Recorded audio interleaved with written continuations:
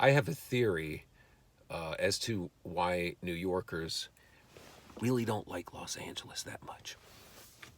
So I'm out in LA. This is years ago. I'm doing a project. I'm shooting a project. A friend has called me with a very vague description of this thing he's doing. It's like, he's like, there's no script, there's no actors, there's no set, there's no director, there's no money. But it's this hidden camera show. And it's a really cool idea, and I would love for you to be part of it and everything. And he's a friend, and I'm like, okay. So I'm out there, and I like the idea of the show. It's a really cool idea. There are three comedians who are this kind of A team, and they help people achieve their dreams that would be unable to achieve those dreams otherwise. And they do it by any means necessary, and they make it funny along the way. And the show's called Balls. And we're going to be shooting this on the streets of LA, and we have no permits and everything. It's like a whole guerrilla hidden camera thing. And this is around the time when Jackass is out there. So the first segment we're doing is there's this really talented young musician who has an album, a CD out at the time, but he can't get anybody. He can't get anybody to listen to it or whatever. This guy's super talented. So our idea is we're going to go into Sony Records to the A&R department during lunchtime when people aren't really there, dressed as air conditioning repair people, and put the CD on the head of A&R's desk with a note from the head of Sony, allegedly, that he's got to sign this guy. You got to listen to this guy. You got to sign this guy. Find this guy.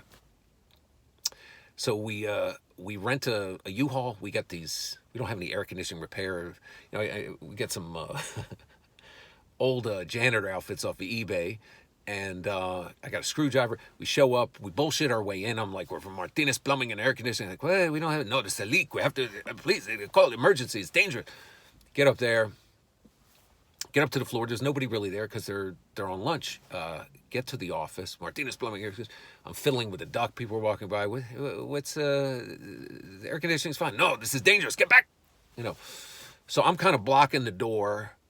My friend's in there. He puts the CD on the desk with the note. Boom, we get back on the elevator. Boom, we get to the lobby. Door opens. Security's waiting for us with with this lady, and she starts giving us, asking us questions. She's like, "Well, Martinez Plumbing and Air Conditioning, we didn't call. You did.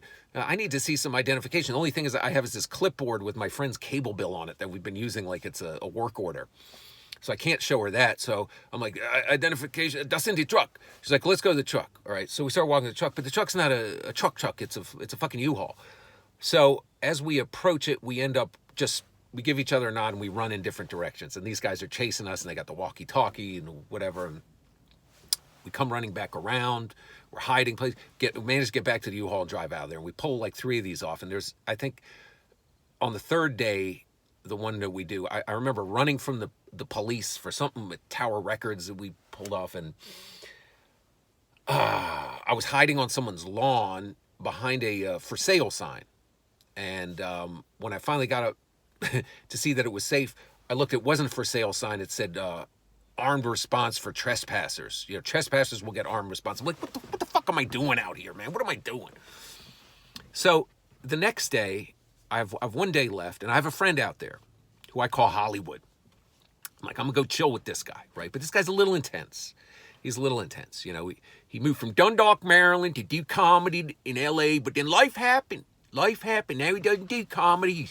He's a professional partier, and he's a gentleman of leisure. And he has a lot of philosophies, that his mantra is like his version of Carpe Diem seize the day is rape the grape. You gotta rape the grape. And he's always saying that out loud. I'm like, listen, man, you gotta have, most people have a more consensual relationship with fruit, man. You gotta switch up that mantra a little bit. So I call him. I'm like, listen, I'm here.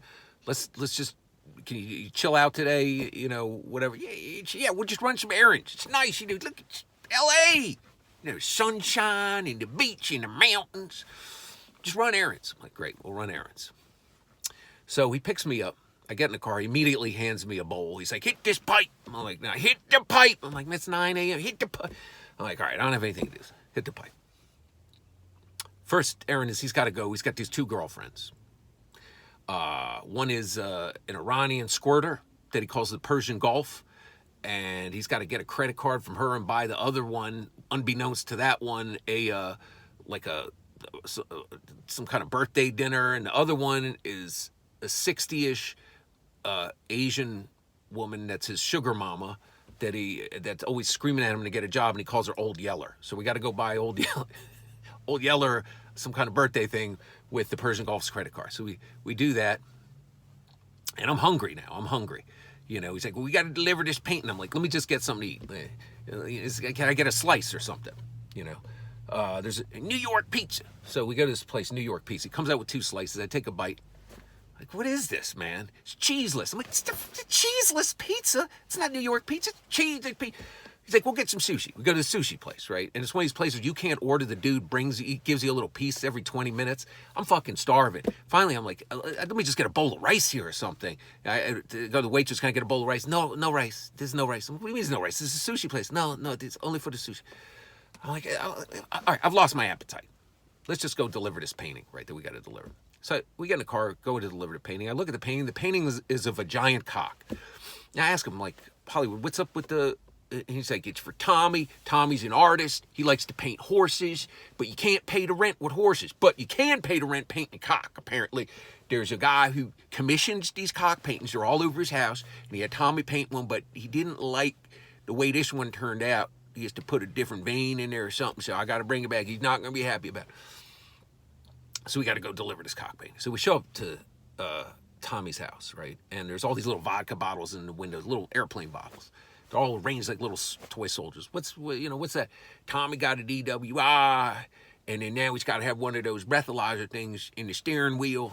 So what he does to have alcohol is he flips on his back, puts a vodka bottle in his ass, and ingests it that way, and then he can be drunk, but it's not on his breath. So I'm like, great. This is fantastic. So now I meet this guy, and there's horse paintings all over the place, but they're the back of a horse. Like, it looks kind of like a man's ass, right? And Tommy's angry, but he's got to redo the cock painting and everything. So Hollywood's like, let's go chill out. Let's go to the IMAX. There's a new fish movie out, underwater. Like, that sounds like, okay, that sounds up my... He goes, better yet, let's drop acid, see the fish movie. It's a great idea. I'm like, it's not a good... Great. I'm like, listen, I don't want to... Take the acid, put it in your eye. Just put it in your eye. I don't want to put the acid in your eye. So, I got the acid. Everybody's putting it in the eye. I'm like, I'm not putting it in the eye. I take a little taste of it. I'm like, oh, that's good. That's good. Drive to the IMAX, right? Sitting in the IMAX, waiting for the fish movie to come. I asked Tommy, I'm like, what's the story with that... the horse paintings, the back of the horse. Hollywood's like, that's Tommy fucks a horse. I'm like, what? And Tommy's like, I don't fuck a horse. We have a relationship. And I'm like, how do you consummate this relationship? I ride the beast out into the woods. There's this creek, and submerged. It's a very deep creek up to the neck, and then I slide down the back. There's a loving insertion. I'm like, oh my God, I can't. Right then, acid kicks in. Okay, so we're watching some fish movie. The fish is like swimming around my head. I'm thinking about this guy fucking a horse. I'm like, it's not good. It's not good. Make it through the whole movie, and now I'm flipped out. So Hollywood's like, you got to calm down. I'm like, calm down. I mean, just calm down. Here, pop a couple Valium. So boom, hits me with the Valium. Now I'm like, just drop me off near my hotel. I'm gonna walk this shit off. Right? This is not good. Right? As we're getting over there, I start, he's like, I can't drop you off like that. You got to perk up, do a bump, right? So now I do a bump. So now I'm paranoid. About to pass out. Everything's going everywhere. I'm like, just drop me out of this car. I get out of the car. I start walking. I feel all shaky. I don't feel good. Now look, there's a guy standing in the doorway of this building. I can see the hotel. This guy standing in the doorway of the building. He's like, come here. I'm like, I'm good. He's like, man, come here. I'm like, what's going on? He's like, earthquake. I'm like, what? That's why I'm feeling all shaky, right? So now I'm standing in the doorway. I'm like, why are we standing in the doorway of the building? Because it's the safest place. If there's an earthquake. I'm like, well, that's not if there's New Yorkers in the building trying to get the fuck out of the building, right? And then I kind of realized I don't think there is an earthquake. I think this guy's imagining that there's an earthquake because nothing's moving, right?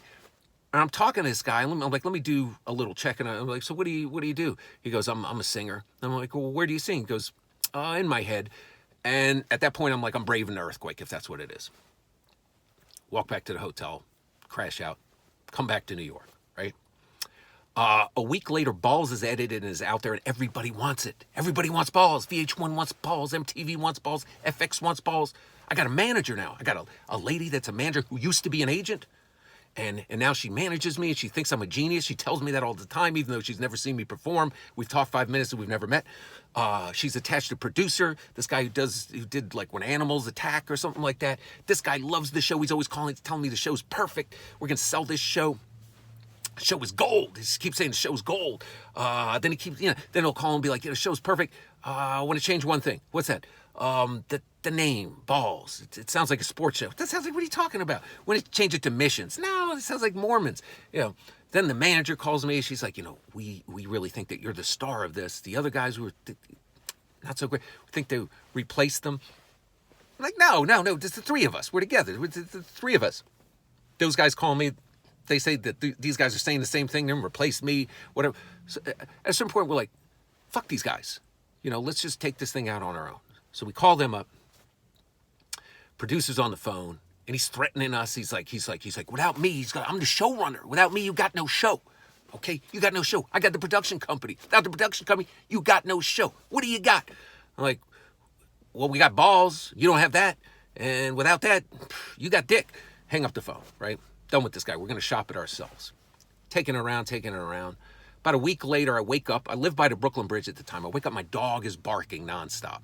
I look out the window, the Twin Towers are on fire. It's fucking 9/11. Okay, it's 9/11. I see the towers on fire. I'm like, oh my God, right? And I don't know really what has happened, but I know something bad has happened. That's one thing I know. And the other thing I know is that there's going to be no network that is going to buy a show about three guys breaking into places with fake IDs and hidden cameras and all that. So Balls is done. I get an email from the manager who used to be an agent with it says change in the subject, and she announces that she's going to be a yoga teacher now. Then I get a random call from Los Angeles. I'm afraid to answer. Hello, is this Benny? Yeah. Are you okay? Yeah, I'm okay. Oh, thank God. Is your family okay? Yeah. They're okay. Oh, thank God. Who's this? This is Citibank Visa. We're calling about that outstanding God, So, Balls never gets made. And I guess my point is that New Yorkers, we don't mind a lot of shit, okay? We don't care if you're a grape raper, or if you're a cock painter, or if you're a horse fucker, or if you're a Persian squirter, or if you're an old yeller. We don't care about imaginary earthquakes. We don't care about managers who used to be agents and now they're yoga teachers. We don't care about Japanese restaurants who have no rice. We don't care if you put vodka in your ass. We don't care if you put acid in your eye. But there's one thing we will not tolerate, and that is pizza with no motherfucking cheese, because that's not pizza. That's toast.